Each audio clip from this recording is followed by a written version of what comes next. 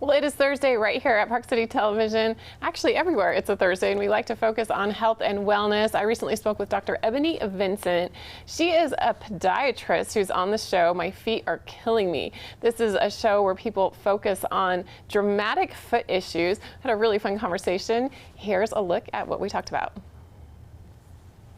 Our favorite podiatrists are returning to treat the most exceptional foot maladies and transform lives in new episodes of TLC's My Feet Are Killing Me. Joining us today is series star and podiatrist Dr. Ebonie Vincent. Thank you so much, Dr. Vincent, for being here. Of course. Thanks for having me.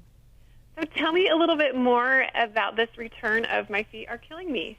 So we're back for season 3, and if you haven't seen seasons 1 or 2, I suggest that you start there because season 3 is just more extreme cases. You definitely want to build yourself up to tolerance, but it's really exciting. We're seeing a lot of people who have had bad car accidents, really rare skin disorders, really bad congenital foot deformities that unfortunately just have never been addressed. So we're seeing a lot of rare cases, and we're going on a lot of really great emotional journeys with our patients. And it can be an eyeful, but you definitely will warm your heart towards the end. And tell me a little bit about some of the foot maladies that we're going to see this season. So there's a person who has really bad, like almost stone-like skin that I'm dealing with. I also have a patient who's had a long-standing accidents, well, 2 patients actually, with really bad accidents that have never fixed their fractures and dislocations for over 20 years. And then I'm also dealing with a patient who was unfortunately born with too many toes, or polydactyly, and then an underdeveloped midfoot bones.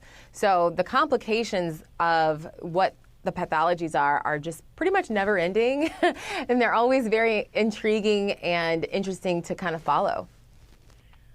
And so saying that you're changing these people's lives, that's not an exaggeration by any means. You really are. No, we're definitely changing people's lives for the better. When they come to us, it's because they've never really either seen a podiatrist before or didn't know where to go to fix their issue. And now that we're seeing them, we're able to kind of pretty much reconstruct or kind of guide them in the right direction towards their wellness. And when you have a foot problem that is remedied, your whole life can change because you're going to be able to do things that perhaps you were never able to do before. And it sounds like this show focuses on some extreme cases, and you mentioned you need to build yourself up for it. Tell me a little bit more about that. Right. So, I mean, I say you need to build yourself up for it because, you know, anytime you're dealing in the medical field, you're not seeing patients who aren't sick. You're seeing patients at their lowest. You're seeing the most extreme, you know, issues. So it's not a very glamorous, beautiful thing that you're seeing in the first place. Season 1, we're tackling skin disorders, hammer toes, bunions. Season 2, we're dealing with a little bit higher issues with large lipomas and other different types of lymphedema patients that are all very shocking to see. And season 3 is just that next rung. So the more extreme patients are coming in season 3. Hopefully the more you know, the more knowledge you're gaining from the show, and the more entertaining and hopeful that you'll be after watching it. Well, it's a fascinating progression over these 3 different seasons. And tell me a little bit about why you decided to become a podiatrist. Right. That's like the number one question I get asked all the time. But essentially, I wanted to be in the healthcare field because I really do love helping people. And I feel like my particular individual skill set, I like working with my hands.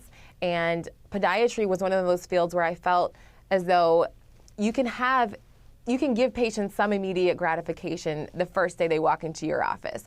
Obviously, some patients will require a longer recovery period after a surgical process, and that's another aspect of podiatry that I absolutely love is the surgery portion. But yeah, I really do think that as a podiatrist, I can help people on a daily basis, which is really gratifying, and I love helping people, which is why I got into medicine in the first place. Are there any challenges dealing with patients and also being filmed, or do you just get in the zone and just treat them and go for it. Well, I will say, I feel like each patient presents with their own set of challenges, whether they're on TV or not on TV. And I try to treat my patients, you know, whether they're on TV or not, exactly the same. I feel as though, you know, at this point, you know, I've developed a wonderful relationship with the crew members and the production team. And so it's not, nothing is really very different from my everyday job as a podiatrist, except for the fact that there's like a camera here. So, but yeah, no, I think that the patients that are featured on the show, they're excellent and they're brave and they're willing to share their stories with us. And I couldn't be more appreciative because by them sharing their stories, it's really inspiring other patients who perhaps aren't willing to be on TV, but at least they're inspiring them to go and seek help and treatment from podiatrists. Well, it takes a lot of courage and vulnerability for them to be willing to do that. I'm so looking forward to tuning in to season 3 of My Feet Are Killing Me. Thank you so much, Dr. Ebonie Vincent. You're very welcome. Today. I appreciate it. Thanks for having me. Once again, My Feet Are Killing Me premieres Wednesday, August 4th at 10 p.m. Eastern Time on TLC. Thanks again, Dr. Ebonie Vincent. Thank you.